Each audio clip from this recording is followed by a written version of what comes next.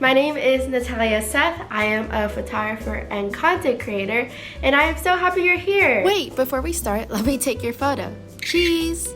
Cute! Today I'm going to be breaking down my process of how I shoot my self-portraits in depth, from brainstorming to creating, and sharing it on the World Wide Web. I'll also be going over how I shoot my behind the scenes, so I have supplemental content for TikTok, Instagram Reels, and IG Stories. So let's do it! The equipment that I'm using today is my Canon 6D Mark II. I got this camera right when it came out because it was the first full-frame DSLR with a flip-out screen, which is critical for my self-portraits. It's also great for getting low angles without having to lie on the floor and getting high angles that my 5-foot-tall body does not allow me to reach. Other features that I love are the touchscreen. I can trigger the shutter with just a click, and its ability to maintain good detail when I'm cranking the ISO to high numbers. Here are some examples. And of course, the Canon colors are on par, which is why I chose Canon from the beginning. I've had this baby for around 2 years now, and it's never failed me.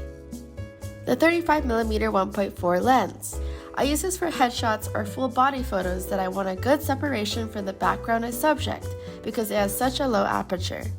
This is also a very crisp lens. All of my images look so sharp, never fuzzy. Here are a few examples of photos that I took with the lens.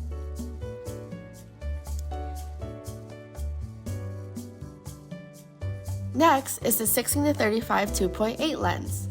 I love playing with distortion, and this lens creates an interesting fisheye effect without it being totally fisheye. If I'm in a tight space, then I can get everything in frame. Or even when I find a hole in the ground, who knows?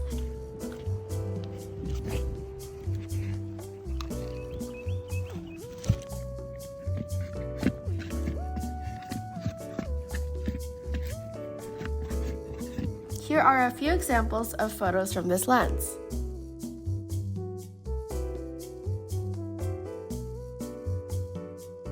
Next is a Canon M50 Mark II with the 15-45mm lens. I use this for capturing behind-the-scenes content, vlogging, or snapping quick photos when I don't want to lug my heavy DSLR around. It also has a flip-out screen, touchscreen, and the same incredible Canon colors. This is a photo I took with this setup. Lastly, we have the Canon G7X III, which is what I'm filming this video with. It also serves the same purpose than the Canon M50 Mark II, but I personally like to use it more for video than photos. They're both great go-to cameras. Okay, before we get into the meat of it, I want to give you the background of how I started my photography journey. So I started photography when I was in middle school, and I was transitioning from a private school to a public school. And so I went from a class of 2 or 3 students to a class of 30 students. And I had absolutely no social skills. I was a very weird kid, and I just didn't know how to make friends properly. So in middle school, I found this app called Instagram, and without my mother knowing, I made an account and started to post my cringy, brace-laden face onto the app. And then afterwards, I found I liked posting Tumblr girl photos. And if you don't know what a Tumblr girl is, it's basically just a girl holding up a product like this and putting some inspirational quote over it. Yeah, so glad I grew out of that. And I guess this was the beginning of me being a creator because it required more effort than just like smiling in front of my selfie camera. And then after that was my comic book phase.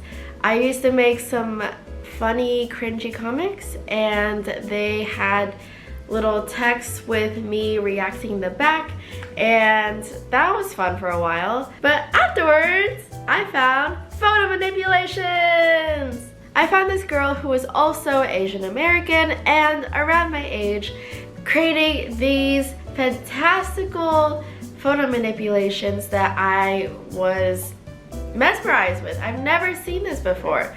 So I wanted to create the same thing, and I begged my mom for 20 minutes of phone time per day, because at that time I didn't have a phone. So in those 20 minutes, I downloaded an editing app and I would take self-timer photos just simply by sticking a phone to a wall and running back and forth taking these self-timer photos, or if I was lucky, my mom or dad would help me take photos. But I would use these photos and take them into the editing apps and cut myself out with galaxies, tigers, butterflies, whatever my imagination could think of. And then I posted it to Instagram and found a huge community on there, which I am so lucky to have today. And then the next year was when my life changed, because that is when my parents were convinced that photography just wasn't a phase. And they bought me my first DSLR camera, which was the Canon T3i. And I used that camera for many years after that. And then I got my second camera, which is the Canon 16 Mark II, which I still have today. But yeah, photography was my way of expressing myself in ways that I couldn't with words, because I was too awkward to and just didn't know how to. So it's helped me strengthen my voice over the past few years and find my true colors. Okay, now let's break down my process. First, we need an idea. Now there are endless possibilities of what we can create, so let's narrow it down. Whew, got you. That was a close one. The first inspiration point is my environment, because the world is my canvas. It doesn't have to be conventionally pretty places to shoot. Sometimes less has more potential. For example, these are photos I've done with the same golf course near my house. It's literally just a flat green field, but I turned it into multiple photo shoot backdrops. Inspiration point number 2, Pinterest. I have one board full of dump inspiration that I can refer to for future ideas. It's all very random and weird, like these random food items. Yummy ice cream. Oh look, eggs. And lettuce. I also save inspiration for set design or things I can edit in, since I don't have all these resources. Also poses, wardrobe, and makeup. I'm honestly no good at makeup other than the winged eyeliner I do every day, but I save it if I have a makeup artist available, or I try to paint it on in Photoshop, which is a lot easier. And for every shoot that isn't a self-portrait, like ones with models or my friends, I create mood boards so the model can understand what direction we're going for.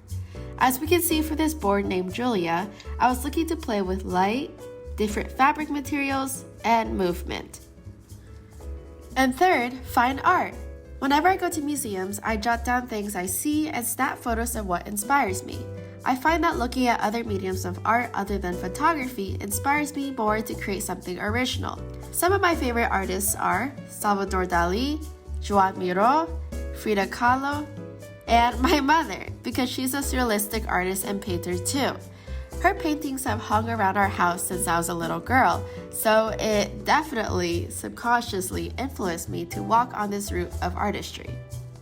Next is colors, obviously. I'm drawn to color play and how it can be used to tell a compelling story. A big inspiration for my work is Wes Anderson. Each of his movies has a different color palette to enhance his dreamlike scenes. Color is truly a visual language, and I've curated a set of presets that change the colors of my raw images to my desired creamy hues. As you can see, I'm quite fond of this type of green, blue, and red, with a warm hue in the shadows and cyan highlights. But it all depends on the mood I'm going for in the image. I don't have the same formula for every single one. Lastly is emotions. I'm pretty in touch with my emotions, and self-portraits allow me to express whatever I'm feeling without words. So the main goal of all my work is to create something that no one has seen before and that moves them. I want to change the normal way of thinking and show just how strong the human imagination is. So once we have a few inspiration points, I like to sketch it out. I'm a visual learner, and it helps to see what I'm creating roughly before I start. It doesn't have to be perfect. This is just to get an idea. As you can see, the sketch is super different than the final result. Here's my sketchbook full of ideas from 2014 till today. It's not as full as it should be because I sketched some of my ideas on my hands, napkins, loose leaf, or wherever I could find when I didn't have my notebook around. So this was for a photo where I had a band-aid on top of the photo and I was hurt.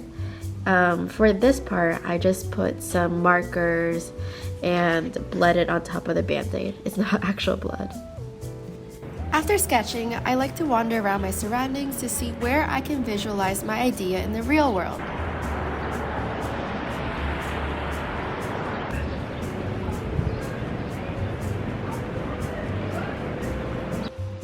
I usually take quick snapshots to remember my options. I particularly like this building, especially with the pine trees and its matching shutters. I notice colors and textures everywhere. On newsstands, on bikes, sisters, on walls. Ooh, I love this building. I love how the tree arches in front of it too. Super pretty. It's all around.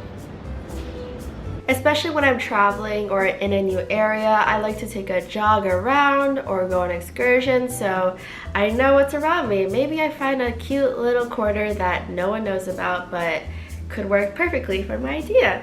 You never know! Also, I want to show you this really cool place in the subway that I found on my adventures. The subway is a place that I'd least expect it to be artistic, but look at this.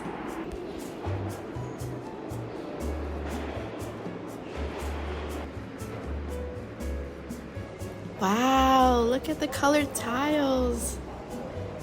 I feel like a Metropolitan Alice in Wonderland.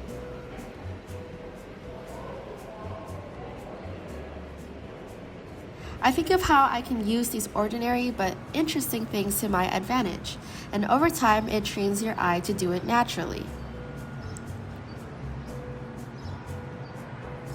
And I love seeing disparate objects in places where they don't belong. I wonder who last sat on that chair. Primary flowers. Ah, discarded colorful rug. Probably very dirty, but it's pretty. New York is the gold mine for exactly that, but I've used this logic for literally all my photography. It's all about creating the unexpected. Red fire escape.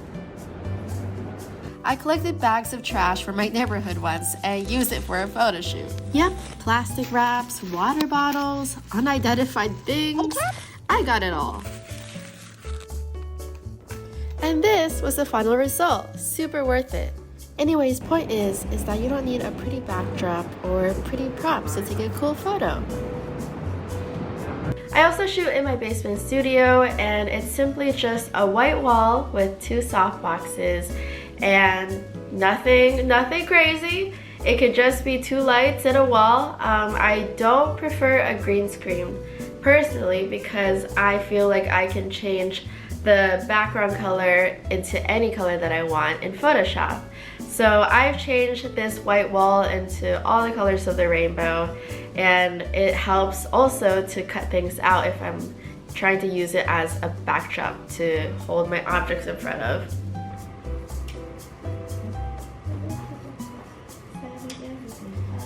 And this is my studio. I bought these lights when I was in middle school and they've stayed sturdy for the past 8 years. Studio shoots are mainly for portraits, but I've done a few full body concepts here too.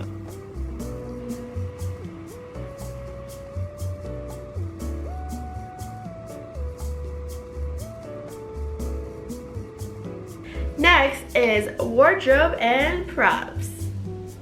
Okay, aren't these glasses cool though? I can barely see in them, but I feel very unique. I have a whole prop closet of funky clothing, vintage princess and bride dresses, etc. I think I have around 4 vintage bride dresses. I hope that isn't bad luck. I also have a ton of random objects like these glasses, a hat that has a bulb on its head.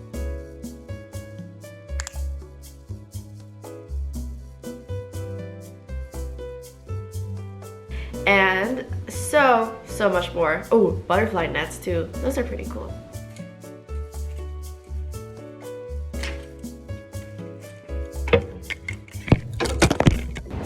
These are some objects I would normally pick out of the store. I love going to the party section and collecting balloons, candles, party hats, etc.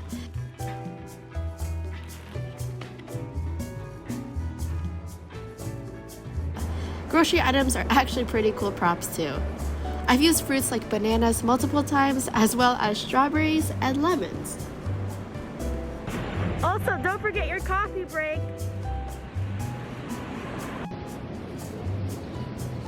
And finally, let's shoot! After all the previous steps, this is how I set up my scene. I go to my location ready to rock and roll, and first set my DSLR tripod up. This tripod is carbon fiber and has lasted me the longest out of all of my tripod history. It was a tough lesson, but I learned that it's worth it to invest in your equipment. Then I mount my DSLR, whip off my bright yellow shoes. Oh yeah, look how fabulous those shoes are. Magnificent. And then take a few test shots first and make sure I like the composition and that the settings are right. And I really do look that happy when I shoot. I focus myself with placing the little focus box where I plan to stand, and then go off and shoot for however long I need. Usually my shoots last around 30 minutes to an hour, maybe more if there's more variables. This one was pretty easy.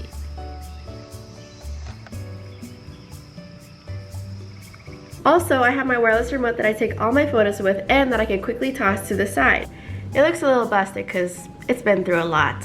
I'm honestly surprised at how sturdy this thing is because I haven't had to change the battery once in all the years that I've had it. Recommend. It has a 2-second timer and instant shutter option, and I usually choose the 2-second option because it gives me enough time to hide the remote and pose. Most of the time, I shoot with my little remote because the other option is my phone, and I can't just chuck that to the side or hide it as well. Smile. I also have a camera app on my phone that allows me to preview the photo so I don't have to keep running back and forth, and also release the shutter. You can change things like the focus point, ISO, aperture, and the shutter speed right on the app.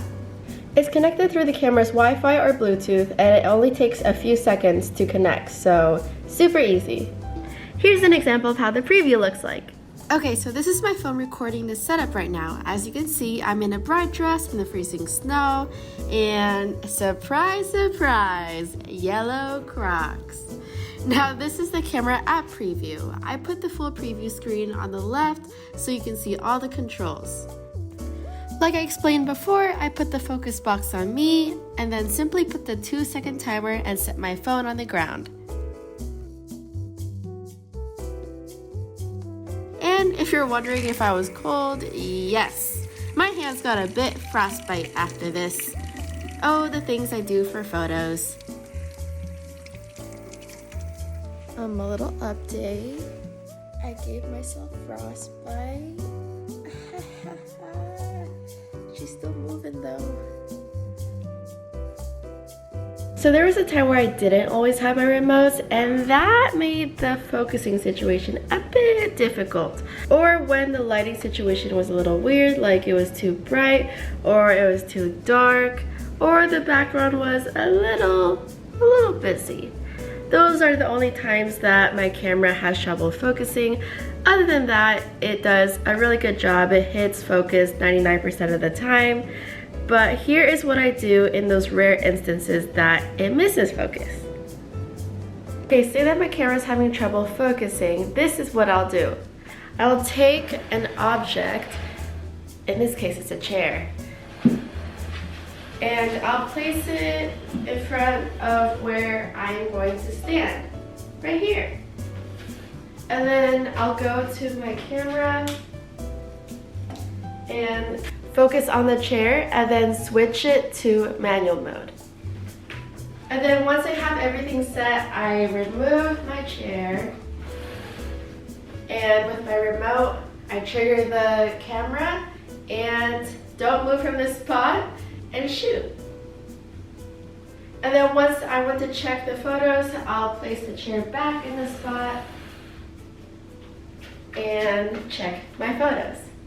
Another option that you can do if your camera isn't recognizing you is that you can hold something big, like a big leaf or a big stick, something to make it work. Half of me doing photography is messing up and experimenting and figuring it out on the spot. So this is a method that I found helps, because what are you gonna do when your camera's not focusing? You gotta figure out a method. I mean, we're creative, so we can always find a creative solution. Okay, now let's talk about posing. So I'm very particular in how I pose because I'm only picking one photo out of many to spend hours and hours of editing on. And so once I find a pose that I like, I repeat that pose over and over until I get it perfect. Sometimes I like to pretend I'm an actress in a movie scene to help me get into the mood. Also, it's important to pay attention to facial expressions and that it goes with the mood that you're going for. So often we are used to the normal model face, so it's fun to experiment with exaggerated expressions. Go crazy! So we want our body and face to tell a story. So I'm near a window right now, and what if the story is that I am bird watching, I'm trying to look for my favorite bird, and I see it. I see my favorite bird, but I see that the bird has an injury, so that makes me sad. So we're gonna act that out, and I will demonstrate how that looks to you. Not my favorite bird!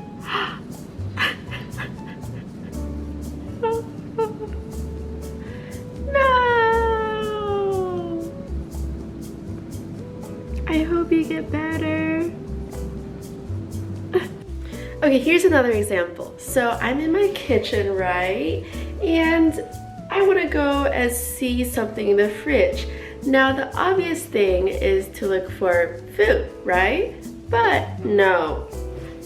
No. In this fridge, we find a mini camera. This is just an excuse to bring the mini camera back. Look how cute it is. Okay, wait, I don't think I did a good job of acting out how I would be surprised by this little mini camera inside the fridge, so gonna do that again.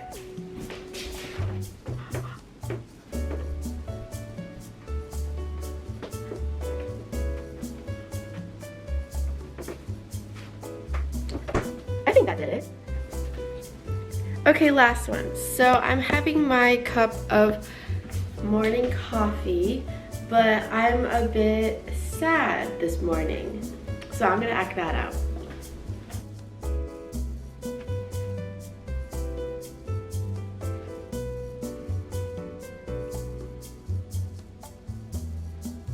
Okay, so obviously those were silly examples, but you get the basic idea. Give yourself whatever you need, whatever props, whatever music. Music is a great one to put yourself into the mood, because you are the main character in this movie, in this scene. So give yourself what you need to make yourself feel like that. The whole world is your stage. Also, for my edits, it just depends on the idea. My go-to pose is to act surprised and to imagine that there's something next to me. As you can see in all of these, I'm looking in a direction that is not towards the camera, usually at an object or away.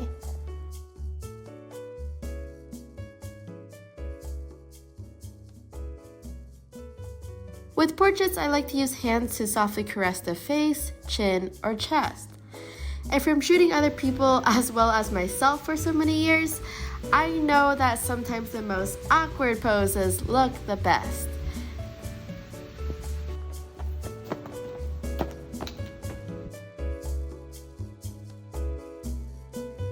It's fun to experiment with body movements and, heck, dance around if you're not sure what you're doing.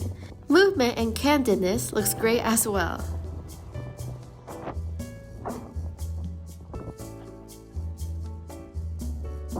Here are some other factors that you should experiment with. Oh, hey! First is play with angles. Try putting your camera straight to the sky.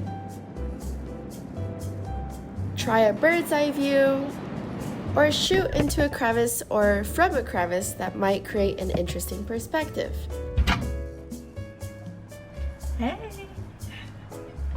Again, referring back to my hole shoot, I really did find these holes in the ground one day and they were wide and deep enough, so I stuck my camera into one and created this. We walk around seeing life at eye level, so spice it up. Second is lighting. Lighting is everything. For photos where I don't have to edit in realistic objects, I love playing with sunlight and harsh shadows. Especially at golden hour. Ugh, it's amazing. For edits, I usually prefer cloudy lighting because it's flat, meaning that there's no harsh shadows that you have to replicate when editing, and it makes my job so much easier. If shooting indoors, I pay attention to the available light in the room and avoid using the ceiling lights that are top down and make your face look all shadowy and unflattering. If I don't have my studio lights, I usually stand near a window or use a lamp. All of these photos were taken with just this lamp as the light source.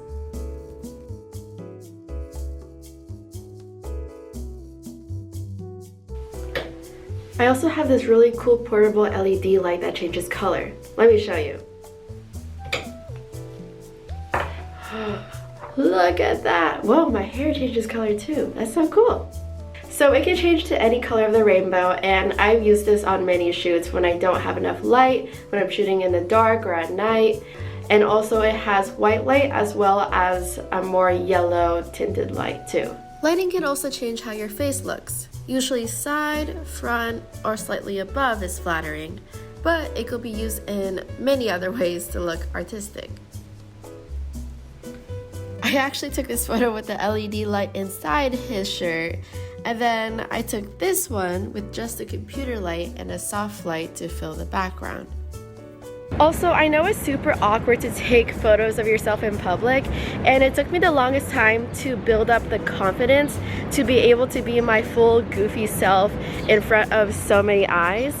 But what I came to terms with is that I will never see any of these people that are passing by ever again, so why should I care what they think, you know? And also, if they're staring, then might as well give them a show, because it'll probably be the most interesting thing that they'll see in their day. You could spice up their day. What's important is to be confident for yourself, because that is what matters. You. At the same time that I'm shooting, I set up my behind the scenes camera so I have vertical video for Instagram stories, Reels, and TikTok. I always make sure to get different angles and varying zoom lengths, and also to record in short videos so that it's easier for me to edit. I only really need like max 1 minute of each angle and zoom length anymore, and it gets a little bit repetitive. Here are some examples of my behind the scene TikToks. I usually put music and text over it, or text and a voiceover. Compilation time! Alright, here's the story behind this crazy jumping shoot that resulted in this pretty photo. So, the yellow dress I was wearing wasn't a dress. It was actually a plus-size maxi skirt that I got for $3 at the thrift store. She thrifty. I plucked some nearby flowers, sorry Mother Nature, and then headed to my shoot location, which was a hill across my house. Before I could shoot though, my friend called me and said he was going to drop off some extra cookies he had just made. There he is. What an arrival. I ate them throughout the shoot and they were quite good. Then, I shot for an hour while people came by and stared, and then apparently this deer was interested too. Once I was done, I vibed with Nemo until the sun went down. And here are the final results. Comment if you prefer the color blue or yellow.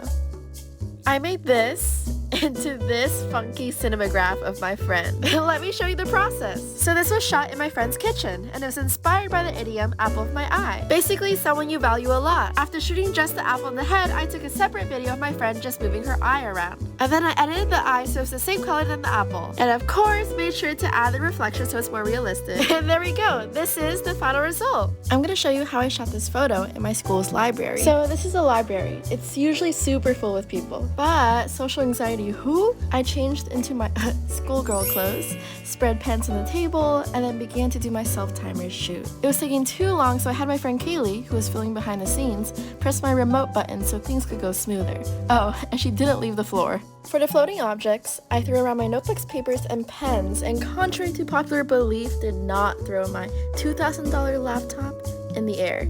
I held my precious child. And in Photoshop, I cut out and edited the objects in. Here's the final photo, and the before and after. Now go make some magic of your own. Okay, so a lot of you love this gum portrait I created, so here's how I made it. And yes, it's real gum. First, I took 3 packs of gum and chewed all the pieces. And I also asked my roommates to collect their pieces of gum on this dedicated paper. Yummy. And then I freezed them, and then stuck them to my face with eyelash glue and yes, spit. Anything for the photo. They kept falling off when I was shooting, so in Photoshop, I filled in all the holes. This took around 14 hours to edit. I created over 100 pieces of new gum using only the clone stamp tool. Also, it was very interesting to get off. It kind of felt like a sticky facial. Let me know what you think in the comments. I'm gonna show you how and where I shot this photo, and yes, it's a real place. One day my friend surprised me with a secret photo location, and we ended up driving to a mountain 30 minutes away. We struggled up this sandy mountain, kinda breathless, but the views though! When we got to the top, you could see the entire city. So beautiful! This was a swing that everyone was waiting in line for that fire insta pic, including me. Finally, our turn! Get friends that hype you up like this. After we finished taking photos, we swung until the sun went down. And this is a before and after of the shot. Magic! So today is Father's Day, and I wanted to do something special for my amazing dad. Since I just got the drone, I had a genius idea. First, I grabbed random objects from around my house, many from my prop closet. And then I packed everything in the car and drove to a hidden field. Once I got there, I placed the objects in a heart formation. Also, it was really hot, I was sweating so much. But look how pretty it looks! And then I came back to create little cards with things that he likes. I placed them around my house and my dad followed the instructions of where to go. The last card was in the car and had coordinates for him to drive to the field. I took the drone with us so he could fly it over and see the beautiful heart. He really loved it, and we took pictures and a cute video with it too. I love you, Dad. Thank you for caring for your goofy daughter. Happy Father's Day! Here's the story of how I took this photo, and yep, I really stuck my head in a bush. So last summer I was in Spain and I stumbled upon this bridge of flowers. I found these benches particularly interesting and then ding, had an idea for a photo shoot. I stopped to take some selfies first, cause y'all know how it is. And then fast forward to the next morning when I got up at 5 a.m. before sunrise to shoot the bridge. It's usually a busy place and I didn't want people to be in the shot or steal my camera. Ugh, look how pretty it is. I set my tripod and camera up and stuck my head in the bushes multiple times. And then in Photoshop, added more roses and made myself melt like ice cream. And there we go. I have a big secret that I've been hiding from you. I'm obsessed with bulldogs! Well, not just me, my parents too. That's where it started. We even have this little bulldog shrine in our house. Aww. And I have a folder of my favorite bully accounts. My family used to have a bulldog named Periwinkle who passed away a long time ago. I noticed that we didn't have any photos of Periwinkle on our shrine. So I decided to surprise my parents and print some cute photos of Baby Nut and Periwinkle with my new Canon printer. Can I show you something?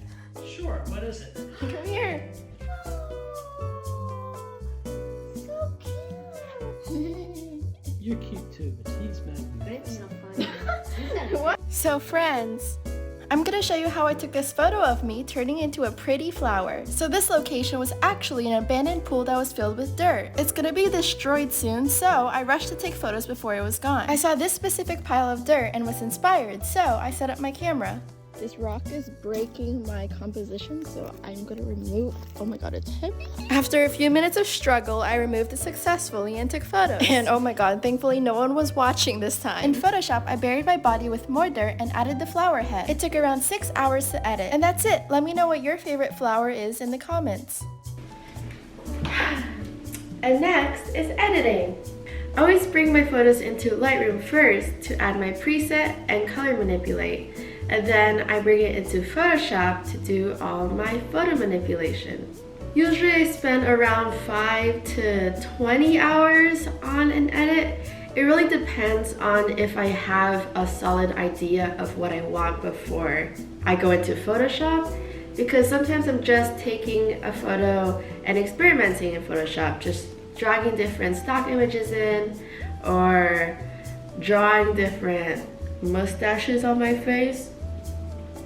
But when I have a solid idea of what I want, I can get it done pretty quickly. I use a tablet to help me shade and draw. It helps me from those squiggly hand movements that happen when I use my trackpad or mouse. It helps me edit 10 times faster since it's just like handwriting. I also have a drive to store all my files, as well as one on the cloud. It's always good to have multiple backups, as well as this little dongle thing that has all the converters that I need. And the final step is posting it to social media.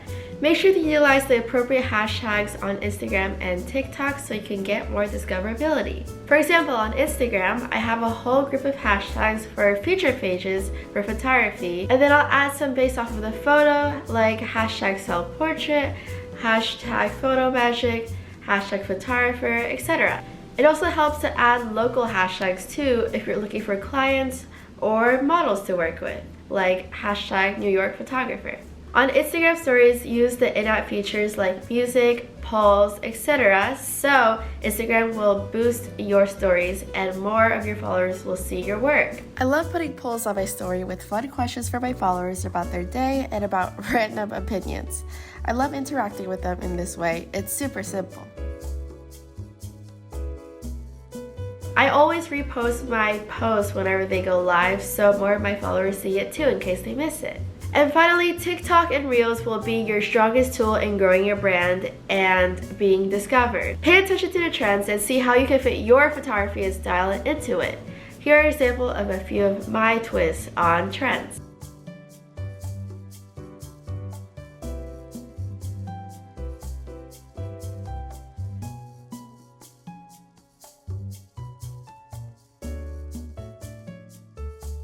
Thank you so much for joining me with Get Up and Go with Canon. It's been incredible to share this time with you. You can find me at Escaping Youth on Instagram and at Natalia Seth on TikTok. I'll see you later. Bye! Wait, one last photo. Cheese!